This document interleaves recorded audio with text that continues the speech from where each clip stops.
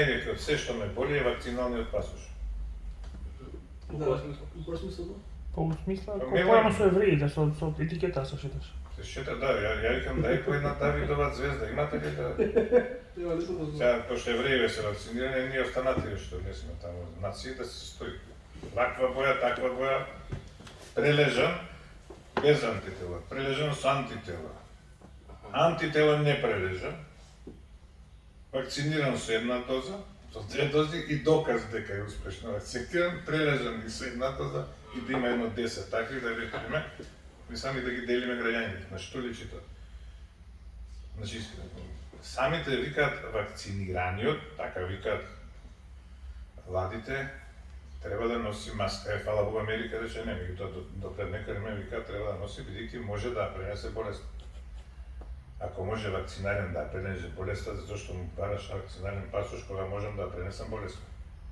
Така, да. Која е логиката? Значи, такви работи носат до теории на заговор, дека нешто се прави. Значи, ја како либерално ориентирано исто ми речи тоа делење на луѓето, на вакви и такви. Прележал, не прележал, вакциниран, не вакциниран, ако ти си го вакцинираш своето население, си ги вакцинирал рецепционери, собарки, келнери, тие што работат по шалтери се, или си стигнал до колективен имунитет, што те гајле дали јас сум вакциниран? Мене ми е гајле дали си ти вакциниран? Не, јас сум вакциниран, сум проверил антитела, зошто ја да барам на некој дали е?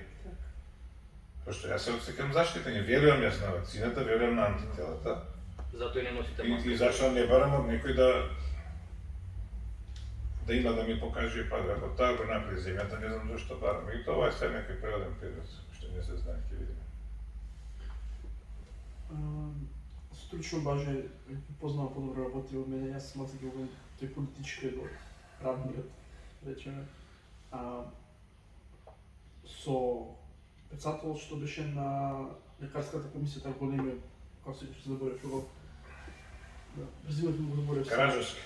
Не го снимале. Примариус Караджовски. Мисля Зарев. Што ми зареш јавно за дека сега под контрола кај го парти толку беше. Добро, тоа се случува. Да. Мене ми е чудно што упорно се тераше, нели, таа некоја комисија, зошто не се направи еден поширок тим со повеќе експерти, ако професорот е тука. Значи некако многу апатично се тераше нели целата пандемија, многу недоволно беше сработено според мене. Значи имаме луѓе, меѓутоа не ги ангажиравме, што е голема штета. Така не можам да си објаснам поинаку освен некоја незаинтересираност, не.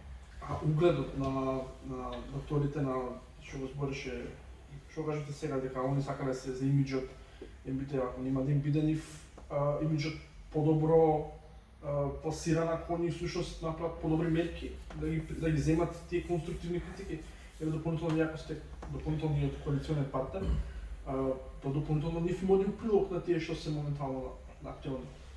Зашто не мислам сосем обратно дека ако ја земат таа конструктивна критика дека они ќе изгубат, они всушност ќе добијат тоа. Значи нивен имидж иде, нивен прилог иде тоа. Значи власта секава 30 години, а за жал и коморите, баш зборам за овие наши. Ако го отворите Vox Медици, ако отворите било кој настап, нема никаква критика. Ова не чини, ќе правиме ова, да видиме, нема статистика. Се е тоа нека афирмација, кај што бил, како градоначалникот, колку улици, напред кој имате вестници кај градоначалници, така личи и коморите, така и целата влада. Она гледа, не сакаат критика, особено ако е критиката никако да не биде јавна. Тоа е предоста, ако ти излезеш. А дали е тоа суштински што го кажеш, не го кажеш. Така да тоа е целата работа поврзана и навистина, што ми сте ставили директори, е добро за криза ќе ве слушат брзо се, меѓутоа стручните работи треба да ги носат други луѓе. Тука е измешана работата. И кога ќе се каже тоа, да биде тоа. За добро се мислам ги коморите и изгубија таа вредност што порано имале, нели стручна. Сега е некоја формално што како тело постои, меѓутоа нема смисла. Се направи исто така, допомогте претходно и дека ќе спомнам, тоа потенцирам пак.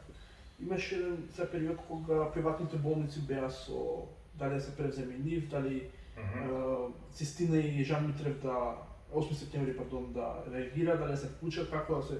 Што ги кажете, што мислите вие за приватните болници генерално, како би можеле да помогнат во аспект, како државата би можела да има некој контакт, што не знам ако испадна како не знам како ако у државна обичното здравство не успееш да се лекуваш, да платиш цел живот буквално во приватна болница и пак немаш гаранција дека би можела. Значи и таму некако Значи, приватни болници за оваа болест немаат ни лиценца да работат. Меѓутоа, пуштено, значи не се... Ако немаш инфектолог. Така да нивната не знам колку корист имат од нив. Или поише штета. Бидејќи ги презема во тек на пандемија, презема инфектолог од 8 септември, па сега едната болница има, другата не знаеме што има, преземаа медицински сестри и се тоа. И не знам која е политиката на власта со нив, нешто збореа за ограничување на цени, меѓутоа и тоа негде. Не знам кај Да, на аеродроме 200 евра да си извадиш ПСР тест. Да, тоа е баш... Тотално ограничено. За болницата. Тотално ограничено. Значи, тоа е башка работа. И мислам дека они направија профит голем. Зошто на власта и се такви непотребни чега? Зошто мора да најавуваат, да ги гледаме на телевизија, тоа иритира, седнале со директорите, министерот, каже, еве, ќе се вклучат, па после сликаат болница нам дека ќе биде дадена, како се кај што беше порано Систина, па се слика како хотелот. Хотел, како се вика хотелот, дека ќе биде пренаменет, па се слика тоа. Па замисли за една недела ќе почнат да примат пациенти. Па имате втор бран, во кој се отвараат оддели не знам каде, кај што стигнале, не стигнале. Па трет бран имате и таа уште не е отворена. Немало потреба. Кај што те требаше приватни доктори да работат толку од оваа болница и ни ги кажуваат кои се и не малтретираат, на крај извини се на народот што ве лажевме цело време. Не успеавме ни тие 8 души од не знам каде да ги земе да помогнат во пандемијата, мислам стварно, што да ви кажам, тука се некои други врски се релации кои едноставно не се прекршени. Сега значи се тера во интерес на тие болници.